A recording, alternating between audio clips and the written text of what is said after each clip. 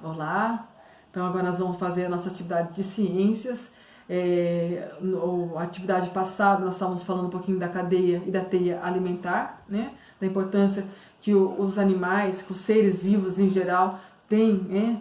Para a nossa ecologia, para o nosso mundo. Então um animal precisa do outro, assim como nós precisamos da natureza e também da energia solar.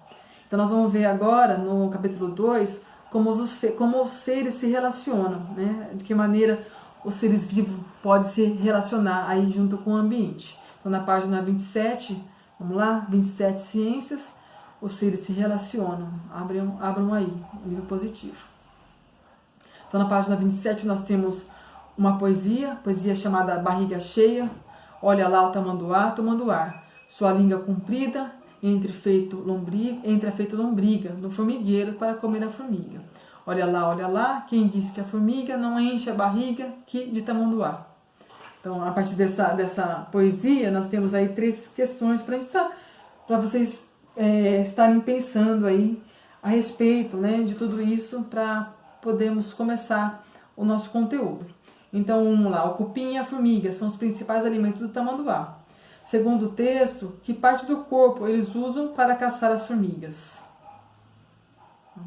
Qual parte do corpo que o cupim não, o tamanduá usa, né, para caçar o cupim e a formiga? A 2, no poema a língua do tamanduá é comparada a uma lombriga. Você já ouviu falar das lombrigas? Onde elas vivem e o que elas comem? Então, o que é lombriga?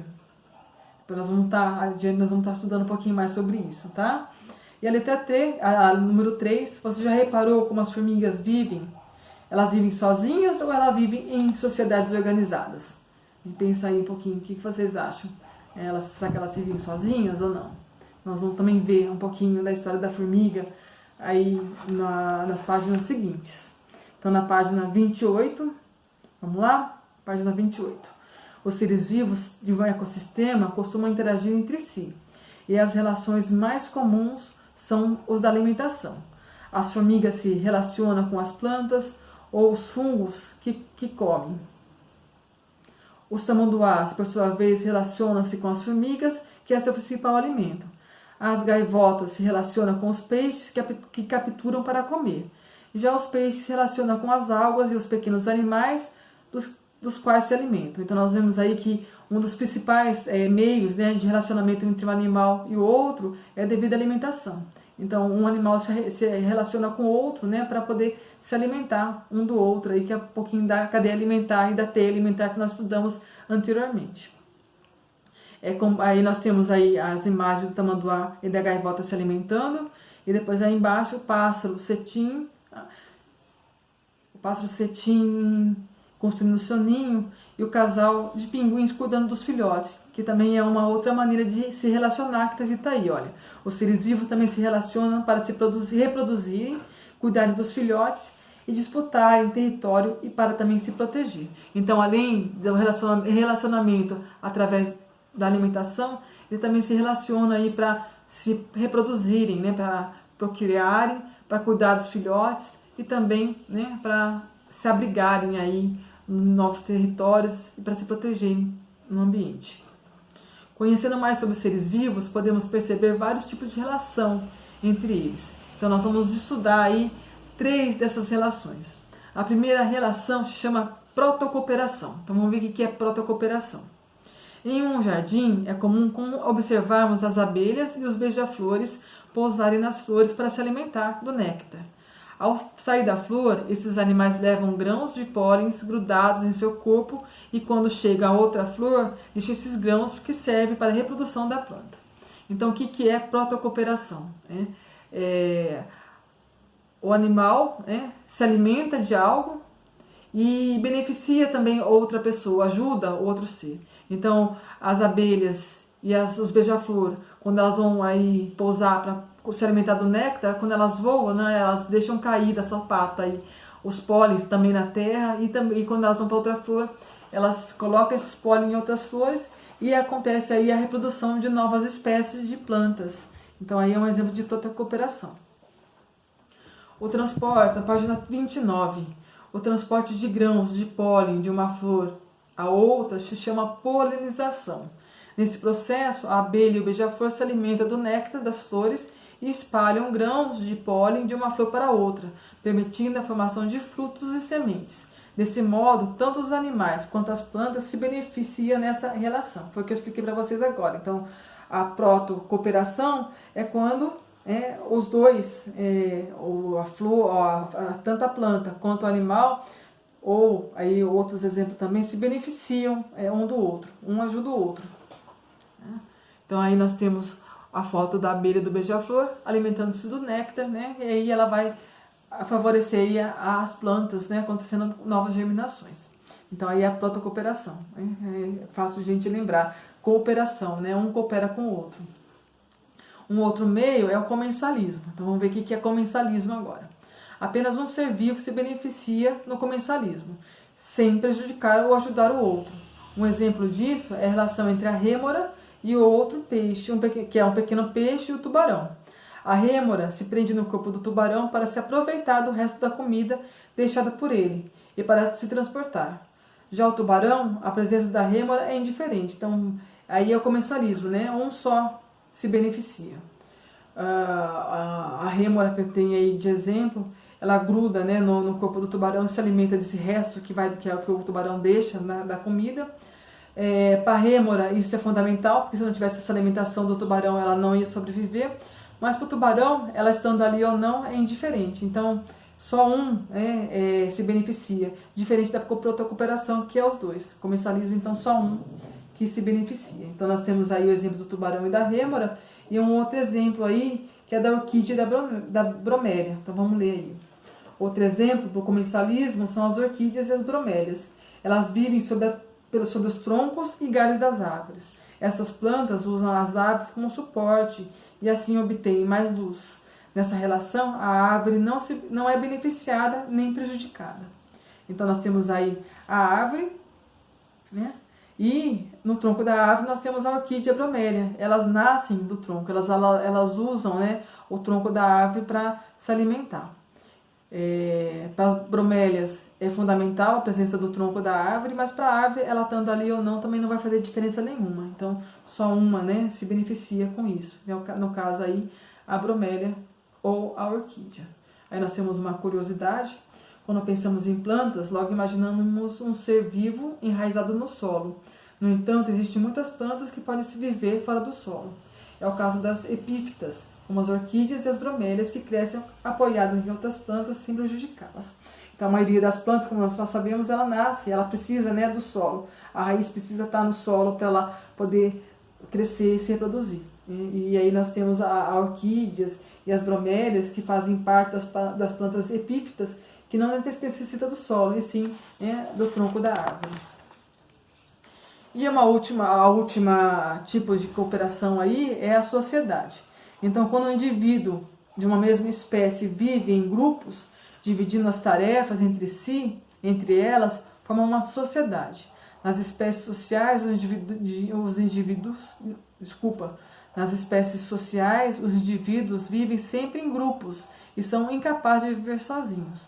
É o que acontece com as formigas, os cupins e a maioria das abelhas. Então aí a sociedade, essa espécie de animal, ela não consegue viver sozinha, né? Elas precisam aí da sua família, do seu conjunto, né? Ela precisa da espécie para viver juntos, então elas precisam da sociedade.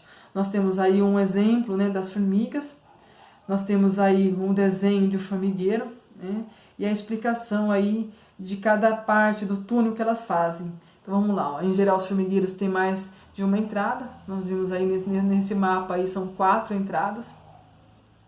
Os membros dessa sociedade pertencem a diferentes grupos, também chamado de castas, né? Então nós temos aí 4 grupos de formigas: a rainha, o macho, o soldado e a operária. Outra parte aí, os ovos, as larvas e polpas ficam em uma câmara chamada berçário. Então elas, dentro do túnel, elas fazem uma câmara especial, né, que são os berçários, onde fica as larvas e também os ovos que elas botam. As formigas passam por maternidade ao longo de sua vida. Os estágios da metamorfose são ovo, larva, pupa e adulto. Então, aí são as fases, né, até a formiga se tornar adultas. Existem várias câmeras e um formigueiro para armazenar comidas, resíduos, ovos e etc. Algumas formigas, como as saúvas, elas cultivam fungos que são seus alimentos. Então, as folhas que elas levam, né, para o formigueiro, na verdade, não é para se alimentar. Elas entram em decomposição, né, e aí, através da decomposição, elas se alimentam desse fungo da decomposição. Aí um exemplo das saúvas. As formigas deixam rastros com cheiros, que só elas percebem, e assim elas se comunicam entre si. Então, a comunicação entre as formigas é através do olfato, através do cheiro. A rainha tem a sua função reprodutiva e fica abrigada numa câmara real. Então, nós temos aí a câmara da rainha, né? E a função dela é reproduzir. Algumas formigas armazenam os grãos para se alimentarem, e à medida que a sociedade aumenta, as operárias escavam no solo e constroem aí outros túneis. Há formigueiros com 4 metros de profundidade. É uma curiosidade legal aí, então, sobre a sociedade das formigas. Então, através dessas 3, né, tipos de socialização entre os animais, nós vamos responder aí a página 31. Então, a atividade número 1, você conhece o caranguejo ermitão? Ele procura abrigo em conchas vazias, as quais carregam enquanto se locomove. Às vezes, há anêmonas do mar presas à concha. Por apresentarem tentáculos com substâncias que queimam, elas conferem proteção aos caranguejos ermitão enquanto ganham uma carona pelo fundo do mar. Então, a partir dessa história aí que nós temos na atividade 1, vocês vão responder essas 3 questões. Quais seres vivos participam dessa relação? Então, nós vamos ter o nome dos seres vivos aí nessa figura que tem do lado, né, do texto. A letra B, alguma das espécies é prejudicada ou beneficiada? Explique a sua resposta. Então, será que algum desses animais que foi lido aí, elas são prejudicadas ou todas são beneficiadas? Então, vocês vão escrever se elas são beneficiadas ou se tem alguma delas que são prejudicadas. E a partir disso, vocês vão colocar o nome da relação, que relação ela recebe. Essa relação aí é o quê? É uma protocooperação, é um comensalismo ou é sociedade? A número 2, nós temos aí, tem um outro exemplo, um outro texto, então vamos lá. As anêmonas do mar também participam de outra relação. O peixe-palhaço tem um revestimento em seu corpo que o impede de se queimar ao passar pelos tentáculos da anêmona. Assim, ele tem proteção contra seus predadores e a anêmona se beneficia utilizando os restos de alimentos. De acordo com essa descrição, a relação entre o peixe-palhaço e a anêmona do mar é um exemplo de comensalismo, de sociedade ou protocooperação. Então, vocês vão escrever aí qual é o tipo de relação e vão explicar a sua resposta. É a resposta de vocês. Página 32. Leia o texto.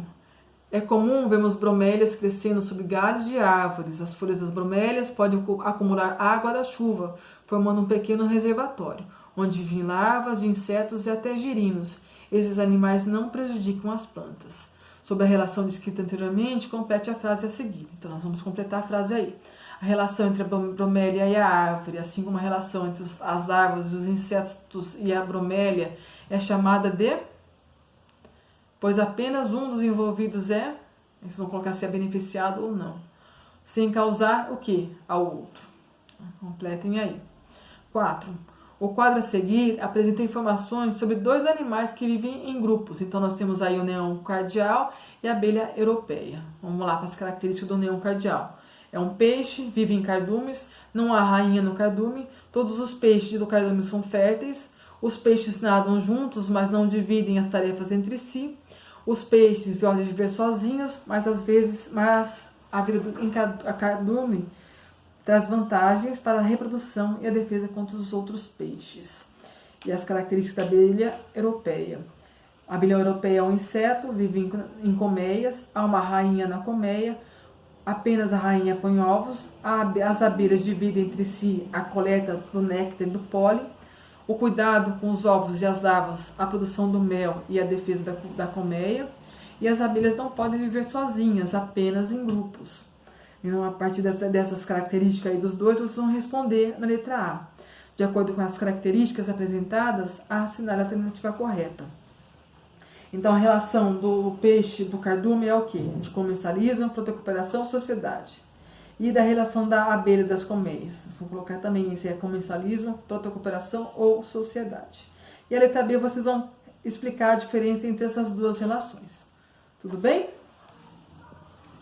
Então, terminando aí, nós vamos ver aí agora um outro tipo, né, de relação que os animais, os seres vivos têm com a natureza, com o meio ambiente, com a ecologia. Então, vamos lá. Nós vamos ver agora sobre a predação. Existem muitas relações em que apenas um dos seres é beneficiado e os outros, obrigatoriamente, ficam em desvantagem. Na predação, quando o animal mata o outro para se alimentar, somente o predador é beneficiado, enquanto a presa é prejudicada. O pássaro que caça o inseto para comer é um predador, portanto, é ele que tira vantagem da relação, já que consegue o alimento. Em uma cadeia alimentar, o mesmo organismo pode ser predador e presa. O peixe, que é a presa da ariranha, por exemplo, alimenta-se de algas ou pequenos invertebrados, antes de servir de alimento para ela. Então, a predação, um só ser, um só animal, ele se beneficia. Então, nós temos aí a presa e o predador. O predador é quem mata a presa e a presa é o que morre e serve como alimento, né, para o predador. Então, nós temos aí a foto de dois exemplos de predação, né? O passarinho, né? Predador que caça aí um inseto, que é a presa, e também o leão marinho, né? Caçando o peixe. Então, o leão marinho é o predador e o peixe acabou sendo a presa dele. Então, aí é um exemplo, né, de predação. Além disso, nós temos a competição. Então, o que é a competição? A competição é uma relação de disputa por algum recurso.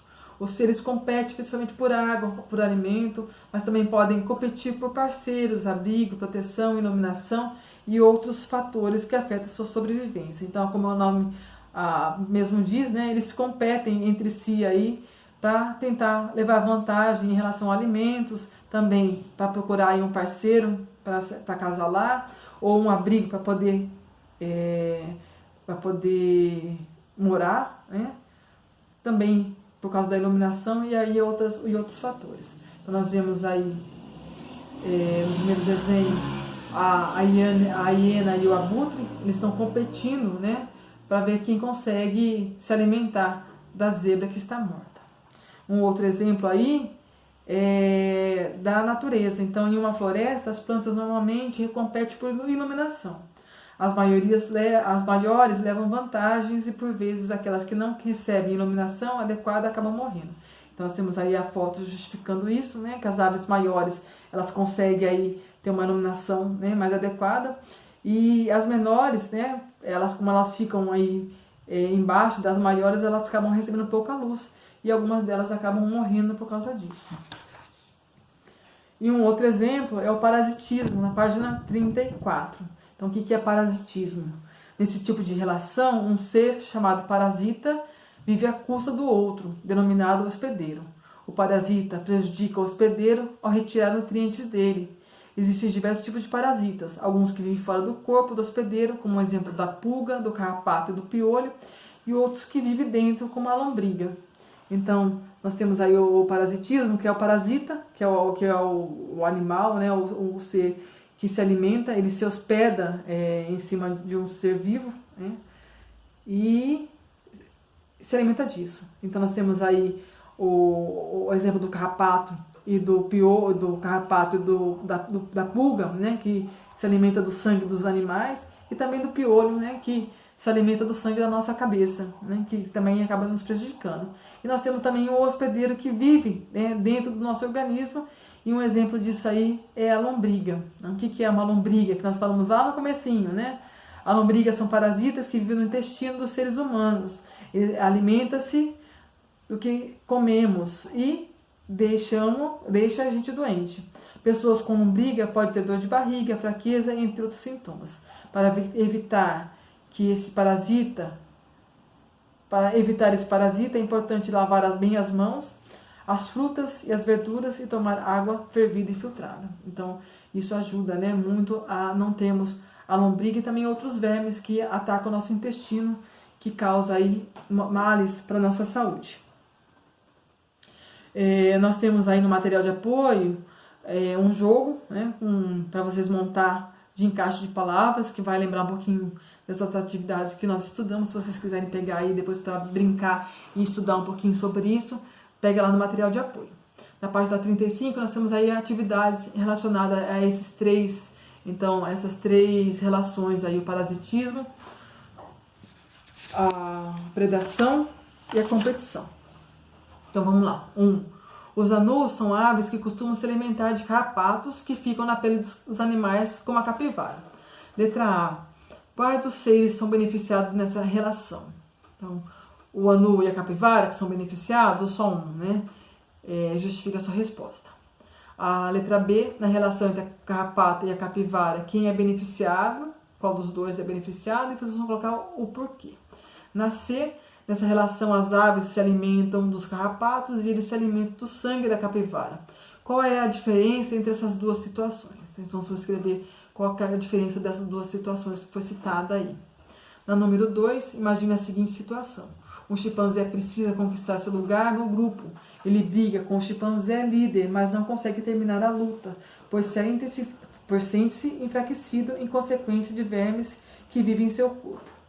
Escreva o sinal de mais para o indivíduo beneficiado e de menos para o prejudicado nas relações a seguir. Então, nós temos aí exemplo de algumas relações. O que for beneficiado, vão colocar um mais, o que for prejudicado, o sinal de menos. Então, nós temos aí o chimpanzé e o chimpanzé líder. Dentre esses dois, né? Qual que é o mais beneficiado e qual que é o menos beneficiado.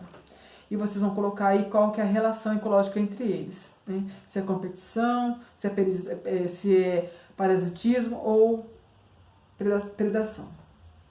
A B, chimpanzé e vermes. Né? Qual que é aí o beneficiado e o prejudicado. E vai colocar a relação ecológica também. Na página 36, nós temos um texto, né? Porque é isso que faz existir o equilíbrio da natureza. Cada um tem uma função, uma tarefa a cumprir. Os animais carnívoros têm um papel importantíssimo nesse equilíbrio. São as cobras, os gaviões e, naturalmente, nós, as corujas, que não deixam a quantidade de ratos aumentar muito e tomar conta de tudo.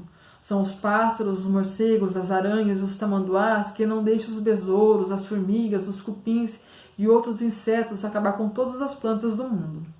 Eu não sabia disso, exclamou a curupira espantado. As pessoas também não sabem, completou a coruja. Por isso vivem matando as cobras, os gaviões, os gambás, as aranhas, como se fossem seres perigosos que não servem para nada. Eles matam até passarinho. Então aí é um texto, né, para a gente poder pensar, né, na importância que cada animal exerce na natureza. Não podemos, então, caçar passarinho, nem matar qualquer outro animal, porque isso faz parte do nosso ecossistema. Lembra que nós falamos? Que a partir do momento que um animal é disseminado na natureza, prejudica toda a nossa cadeia alimentar e a natureza, nosso equilíbrio, né, no nosso meio ambiente. Então, a partir desse texto, nós vamos responder aí as três letras. A, qual é o assunto principal abordado no texto. B, o que você diria a alguém que mata animais, como se eles não servissem para nada. E a letra C, vocês vão fazer uma pesquisa aí do curupira. Quem que é o curupira? Né? Curupira, ele é do nosso folclore brasileiro. Então, vocês vão pesquisar aí sobre o curupira e escrever um pouquinho sobre ele. E aí, encerramos, então, a nossa atividade de ciências e vamos retomar aí o conteúdo na nossa aula semana que vem. Então, é isso. Um bom dia para vocês, um bom feriado. Fique com Deus e até a próxima.